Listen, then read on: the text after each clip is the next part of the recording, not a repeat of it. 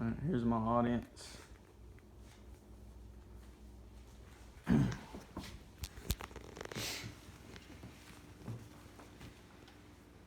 I'm doing my speech over school shootings.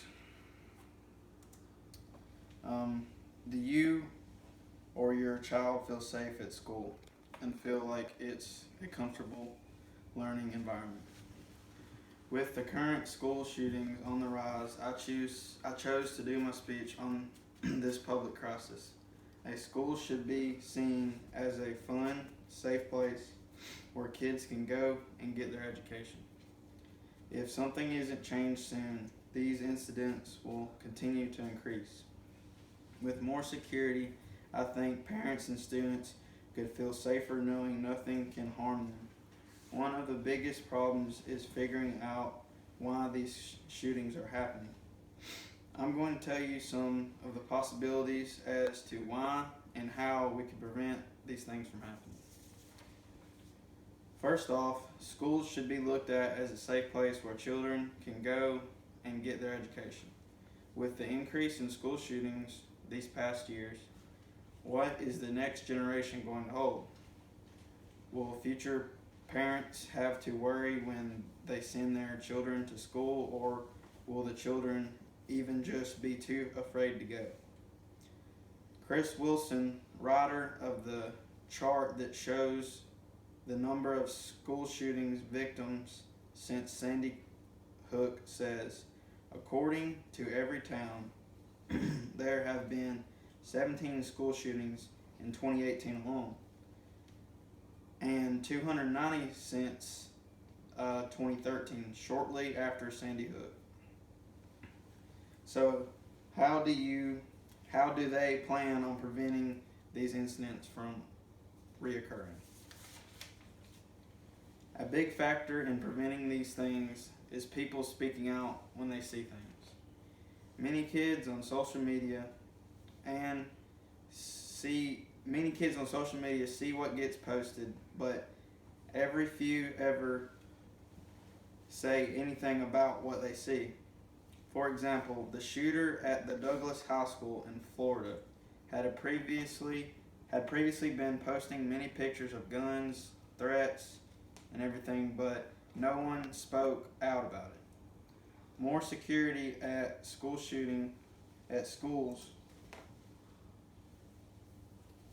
More security at schools.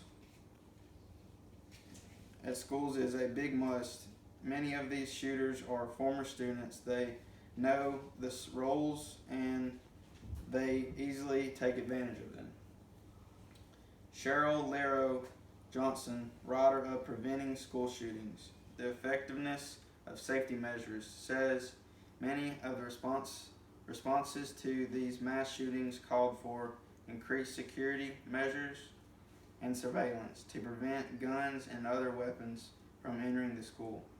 Includes armed police officers on campus, stricter access control measures, and metal detectors. With more protection at schools, these people will see that they can't get away with what they think they can. Also, it may seem like there are no reasonable explanation for these things to be happening.